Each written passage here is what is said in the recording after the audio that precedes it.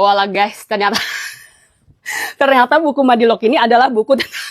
Jadi gara-gara aku pernah dengar, ini aku orangnya gampang salah paham ya. Aku pernah dengar kalau ada yang bilang buku ini tuh buku yang terlarang, buku radikal, buku yang berbahaya, buku yang harus dibaca sembunyi-sembunyi. Jadi yang tertanam di otak aku selama ini adalah buku ini tuh buku tentang pemberontakan, strategi pemberontakan, rejim-rejim, politik-politik, nasionalisme gitu-gitulah. Kan topik kayak gitu udah bikin pusing duluan ya. Jadinya setiap mau baca nggak jadi, setiap mau baca nggak jadi lagi gitu-gitu guys. Tapi ternyata, nah kalau ada yang salah paham juga kayak aku, kalau ada. Nah ini tuh, kalau kalian pernah baca Kasagan, Sains Penerang Kegelapan, nah ini mirip guys, maksudnya setipe gitu pembahasannya. Tentang mitos, pseudosains, tentang cara berpikir kritis, skeptis, rasional gitu-gitulah. Aku sebenarnya sih baru baca yang Kasagan ini setengah buku, dan yang Tan Malaka ini baru 3 bab. Tapi kayaknya memang mirip sih. Sama-sama mengajak pembaca untuk membedah mitos, pseudosains, menerjemahkan segala fenomena yang terjadi di zaman mereka masing-masing, di lingkungan mereka masing-masing dengan pendekatan sains. Bedanya kalau Kasagan ini kan lebih ke ilmiah ya. Dia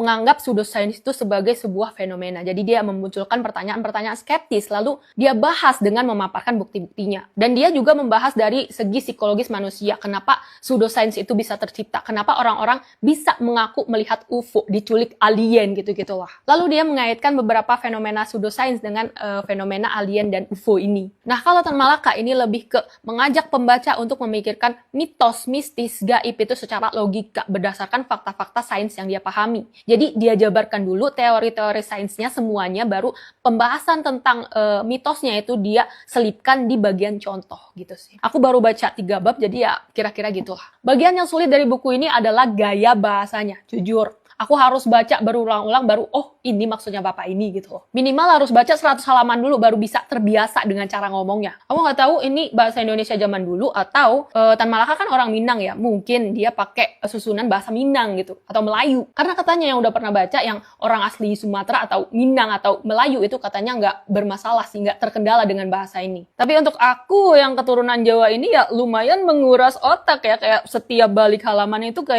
kayaknya aku ganti buku aja deh gitu.